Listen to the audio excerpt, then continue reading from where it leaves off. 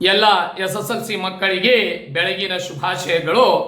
ಮಕ್ಕಳೇ, ಈ ಬೆಳಗಿನ ಜಾವದ ಶುಭಾಶಯದೊಂದಿಗೆ ಒಂದು ಬಿಗ್ ಅಪ್ಡೇಟ್ ಅಂತಾನೆ ಹೇಳಬಹುದು. SSLCಗೆ ಸಂಬಂಧಪಟ್ಟಂತಹ ಪ್ರಮುಖ ಹಾಗೂ ಸಂಪೂರ್ಣ ಮಾಹಿತಿಯನ್ನು ಹಾಗೂ ನಿಮ್ಮ ಗೊಂದಲವನ್ನು ದೂರ ಮಾಡುವಂತಹ ಒಂದು ಸಣ್ಣ ಪ್ರಯತ್ನ ನಾವು ಈ ವಿಡಿಯೋದಲ್ಲಿ ಮಾಡ್ತಾ ಇದ್ದೀವಿ. ಈ ವಿಡಿಯೋದಲ್ಲಿ ಪ್ರಮುಖವಾಗಿ ನಿಮಗೆ SSLCಗೆ ಸಂಬಂಧಿಸಿದಂತಹ ಎಲ್ಲಾ ಸಂಪೂರ್ಣ ಮಾಹಿತಿ ಈ ಒಂದೇ ವಿಡಿಯೋದಲ್ಲಿ ನಿಮಗೆ ಸಿಗ್ತಾ ಇದೆ. ಮೊಟ್ಟ ಮೊದಲನೇದಾಗಿ ನಾವು ಈ ವಿಡಿಯೋದಲ್ಲಿ ಏನೇನು ಕವರ್ ಮಾಡಿದೀವಿ ಅನ್ನೋದನ್ನು ನೋಡೋಣ. ಪ್ರಮುಖವಾಗಿ 7 ಪಾಯಿಂಟ್ಸ್ ಅನ್ನು ನಾವು ಈ ವಿಡಿಯೋದಲ್ಲಿ ಕವರ್ ಮಾಡಿದೀವಿ. ಮೊದಲನೇದಾಗಿ SSLC ವ್ಯಾಲ್ಯೂಯೇಷನ್ ಯಾವಾಗ ಪ್ರಾರಂಭ ಆಗುತ್ತೆ, first point. Second point, SSLC result ಯಾವಾಗ ಬರುತ್ತೆ. ಥರ್ಡ್ ಪಾಯಿಂಟ್, SSLC ಎರಡನೇ ಪರೀಕ್ಷೆ ಯಾವಾಗ ಪ್ರಾರಂಭ ಆಗುತ್ತೆ.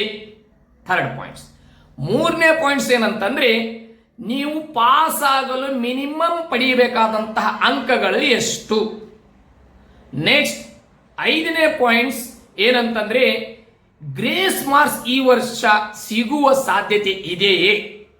ನೆಕ್ಸ್ಟ್ ಪಾಯಿಂಟ್ 6ನೇ ಪಾಯಿಂಟ್ಸ್ ಏನಂತಂದ್ರೆ, ಥರ್ಡ್ ಲ್ಯಾಂಗ್ವೇಜ್ ನಿಯಮ ಏನು ಇದೆಯಲ್ಲ, ಗ್ರೇಡಿಂಗ್ ಸಿಸ್ಟಮ್, ಅದರ ಕುರಿತು ಮಾಹಿತಿ ಈ ವಿಡಿಯೋದಲ್ಲಿ ತಿಳ್ಕೊಳ್ತೀರಿ. ನೆಕ್ಸ್ಟ್ ಕೊನೆಯದಾಗಿ ಈ ವರ್ಷ SSLC ಪರೀಕ್ಷೆಯಲ್ಲಿ ಕುಳಿತಂತಹ ಮಕ್ಕಳ ಅಂಕಿ ಸಂಖ್ಯೆಯನ್ನು ನೋಡೋಣ. ಪ್ರಮುಖವಾಗಿ ಈ 7 ಪಾಯಿಂಟ್ಸ್ ಅನ್ನು ನೋಡಿ ಇದರೊಂದಿಗೆ ನಿಮ್ಮ SSLC ಪರೀಕ್ಷೆ ಸಂಪೂರ್ಣ ಮಾಹಿತಿ ಹಾಗೂ ತಮಗೆ ಇರುವಂತಹ ಗೊಂದಲವನ್ನು ದೂರ ಮಾಡುವಂತಹ ಒಂದು ಸಣ್ಣ ಪ್ರಯತ್ನದೊಂದಿಗೆ ಈ ವಿಡಿಯೋ ಪ್ರಾರಂಭ ಮಾಡೋಣ, ಬನ್ನಿ.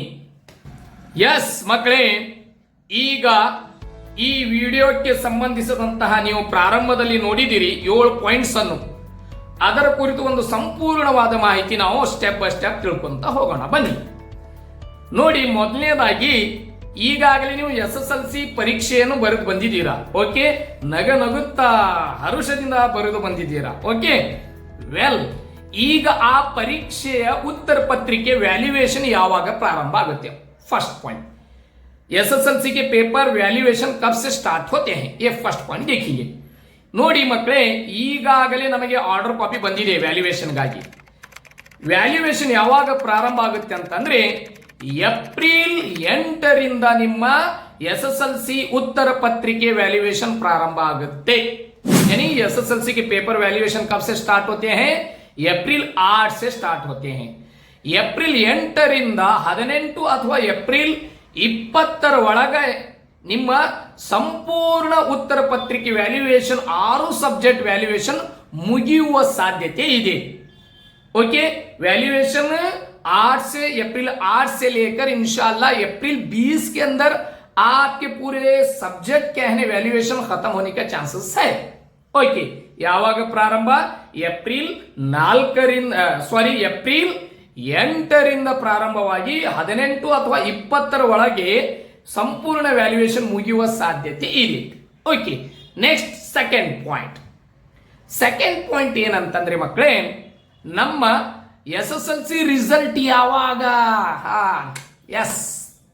SSLC ರಿಸಲ್ಟ್ ಯಾವಾಗ ಬರುವ ಸಾಧ್ಯತೆ ಇದೆ. ಸೆಕೆಂಡ್ ಪಾಯಿಂಟ್ ಏನಂತಂದ್ರೆ, ಮಾನ್ಯ ಶಿಕ್ಷಣ ಸಚಿವರು ಕೂಡ ಒಂದು ಡೇಟ್ ಅನ್ನು ಅನೌನ್ಸ್ ಮಾಡಿದ್ದಾರೆ.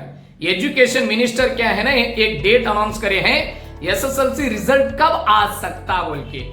ओके, ಇದರ ಪ್ರಕಾರ ಮಾನ್ಯ ಶಿಕ್ಷಣ ಸಚಿವರು ಹೇಳಿದಂತಹ ಡೇಟಿನ ಮುಖಾಂತರ ದಿನಾಂಕದ ನಾವು ಗಮನಿಸಿದರೆ ಇದೇ ತಿಂಗಳ ಏಪ್ರಿಲ್ 24ರಂದು ನಿಮ್ಮ SSLC ರಿಸಲ್ಟ್ ಬರುವ ಸಾಧ್ಯತೆ ಸಂಪೂರ್ಣ ಇದೆ. ಯಾಕಂದ್ರೆ ವ್ಯಾಲ್ಯೂಯೇಷನ್ ಬೇಗ ಪ್ರಾರಂಭವಾಗಿ ಬೇಗ ಮುಗಿಯುವ ಸಾಧ್ಯತೆ ಇದೆ. ಅದರ ಜೊತೆಗೆ ರಿಸಲ್ಟ್ ಕೂಡ ಮಾನ್ಯ ಶಿಕ್ಷಣ ಸಚಿವರು ಏಪ್ರಿಲ್ 7ರಂದು ಪದವಿ ಪೂರ್ವ PUC ವಿದ್ಯಾರ್ಥಿಗಳ ರಿಸಲ್ಟ್ ಬರುವ ಸಾಧ್ಯತೆ ಇದೆ. ಅದರ ಜೊತೆಗೆ ನಮ್ಮ SSLC ಮಕ್ಕಳ ಫಲಿತಾಂಶ SSLC बच्चों का रिजल्ट क्या है ना, ಏಪ್ರಿಲ್ 24ರಂದು ಬರುವ ಸಾಧ್ಯತೆ ಸಂಪೂರ್ಣವಾಗಿ ಇದೆ. ಓಕೆ, ನೆಕ್ಸ್ಟ್ ಮೂರನೇ ಪಾಯಿಂಟ್ಸ್ ಏನಂತಂದ್ರೆ, ಈಗ ಈ SSLC ಪರೀಕ್ಷೆ 1ರಲ್ಲಿ ಅನುತ್ತೀರ್ಣರಾದಂತಹ ಮಕ್ಕಳು ಅಥವಾ SSLC ಒಂದು ಫಲಿತಾಂಶ ಅವರಿಗೆ ಸಫಿಷಿಯೆಂಟ್ ಆಗಲಿಲ್ಲ ಅಥವಾ ತಮ್ಮ ರಿಸಲ್ಟ್ ಅನ್ನು ಹೆಚ್ಚಿಸಿಕೊಳ್ಳುವ ಬಯಸುವಂತಹ ವಿದ್ಯಾರ್ಥಿಗಳು यानी जो एसएसएलसी एग्जाम फर्स्ट में जो रिजल्ट में फेल हुए साले या रिजल्ट को इंप्रूवमेंट कर लेने वाले जो भी उम्मीदवार हैं उनके लिए एसएसएलसी सेकंड या ಮೂರನೇ ಪಾಯಿಂಟ್ಸ್ ಏನಂತಂದ್ರೆ एसएसएलसी ಎರಡನೇ ಪರೀಕ್ಷೆ ಯಾವಾಗ एसएसएलसी सेकंड एग्जाम कब से स्टार्ट है ओके ನೋಡಿ ಈಗಾಗಲೇ ಆ ಡೇಟ್ ಕೂಡ ಅನೌನ್ಸ್ ಆಗಿದೆ ಎಸ್ಎಸ್ಎಲ್ಸಿ ಪರೀಕ್ಷೆ 2 ಅನುತ್ತೀರ್ಣರಾದಂತಹ ವಿದ್ಯಾರ್ಥಿಗಳು ಜೊತೆಗೆ ತಮ್ಮ ಫಲಿತಾಂಶವನ್ನು ಉತ್ತಮಪಡಿಸಿಕೊಳ್ಳುವಂತಹ ವಿದ್ಯಾರ್ಥಿಗಳಿಗೆ ಎಸ್ಎಸ್ಎಲ್ಸಿ ಪರೀಕ್ಷೆ 2 ಯಾವಾಗ ಪ್ರಾರಂಭ ಆಗುತ್ತೆ ಅಂತಂದ್ರೆ ಮೇ 18ರಿಂದ ಮೇ 25ರ ಒಳಗೆ ಈ ಪರೀಕ್ಷೆ ಮುಗಿಯುವ ಸಾಧ್ಯತೆ ಇದೆ ಮೇ 18ರಿಂದ ಈ ಪರೀಕ್ಷೆ ಪ್ರಾರಂಭ ಆಗುತ್ತೆ मई 18 से लेकर मई 25 तक ये एग्जाम चलते हैं एसएसएलसी 2 ओके नेक्स्ट ನಾಲ್ಕನೇ ಪಾಯಿಂಟ್ಸ್ ಏನಂತಂದ್ರೆ ಉತ್ತೀರ್ಣವಾಗಲು ಎಷ್ಟು ಅಂಕ ಪಡಿಬೇಕು ಅನ್ನೋದು ಓಕೆ ನೋಡಿ ಈ ವರ್ಷ ಪ್ರತಿಶತ 33ಕ್ಕೆ ಇಳಿಸಿದ್ದಾರೆ ಅಂತಂದ್ರೆ 35 ತಗೋಬೇಕಿತ್ತು ಆ ಉತ್ತೀರ್ಣದ ಪ್ರತಿಶತವನ್ನು ಮಾನ್ಯ ಶಿಕ್ಷಣ ಸಚಿವರು ಈ ವರ್ಷ 33%ಕ್ಕೆ ಇಳಿಸಿದ್ದಾರೆ ಅಂತಂದ್ರೆ ನಿಮಗೆ ಈಗಾಗಲೇ ಒಂದು ಆಂತರಿಕ ಅಂಕಗಳು ಇಂಟರ್ನಲ್ ಮಾರ್ಕ್ಸ್ ಇರುತ್ತೆ 20 ಅಂಕ ಆ ನಿಮಗೆ 20ಕ್ಕೆ 20 ಅಂಕ ಪಡೆದ್ರೆ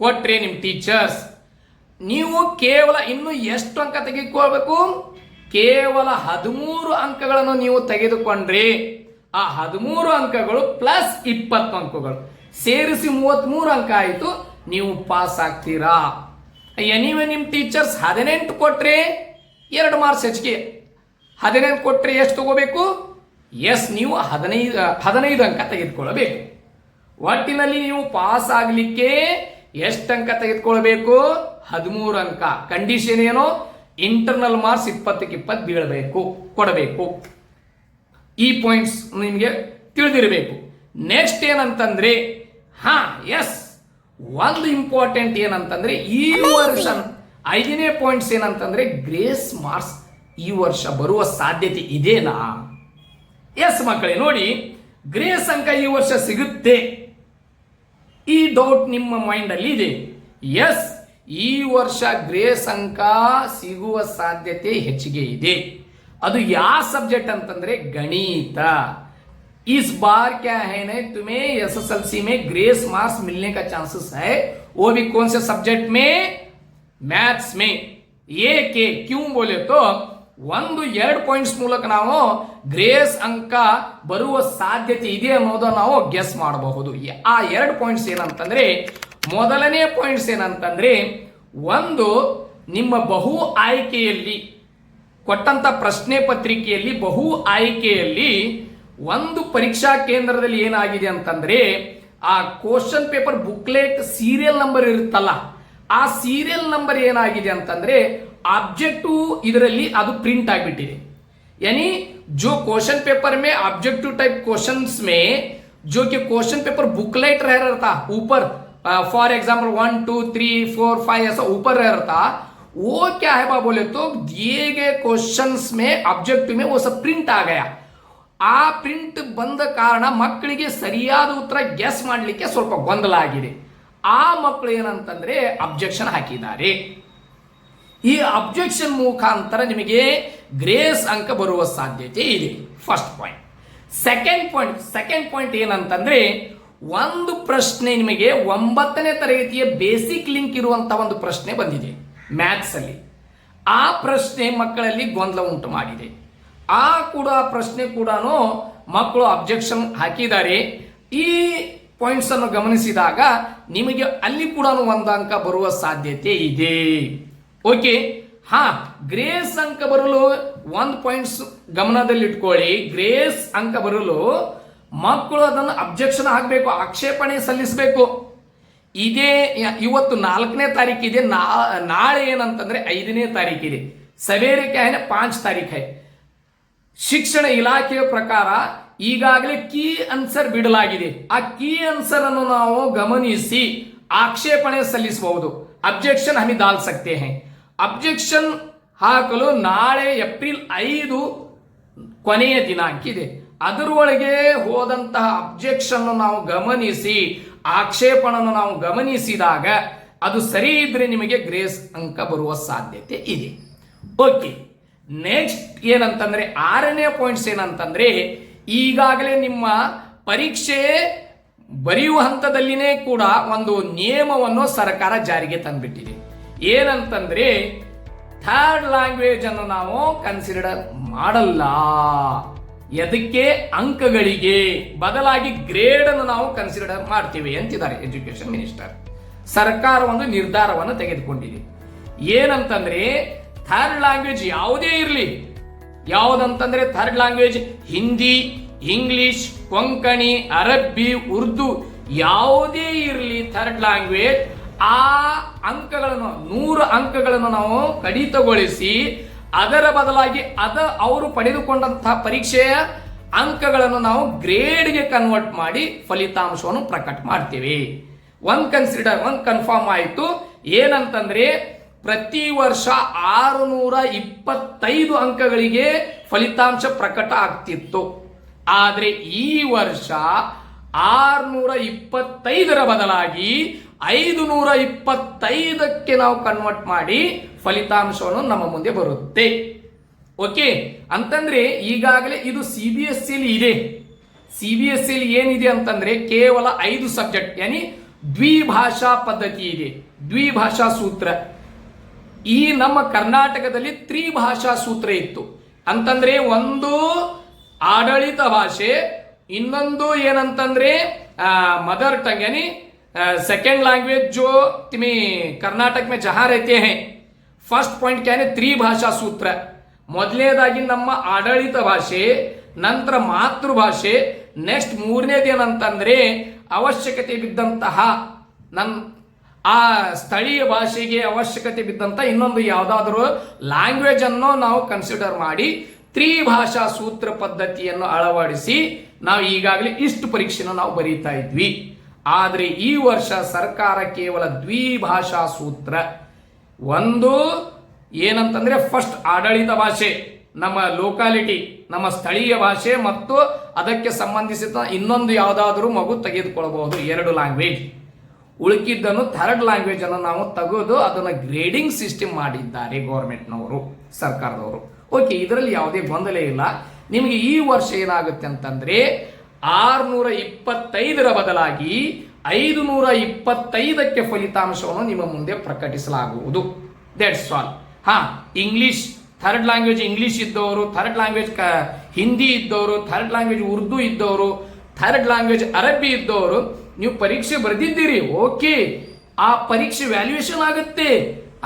ಆದರೆ ಫಲಿತಾಂಶವನ್ನು ಅಂಕಗಳಲ್ಲಿ ಪ್ರಕಟಣೆ ಮಾಡುವುದಿಲ್ಲ. ಬದಲಾಗಿ grading system ABCD 4 grading system ಅಲ್ಲಿ ನಿಮ್ಮ ಫಲಿತಾಂಶವನ್ನು ನಿಮ್ಮ ಮುಂದೆ ಪ್ರಕಟ ಮಾಡಲಾಗುವುದು.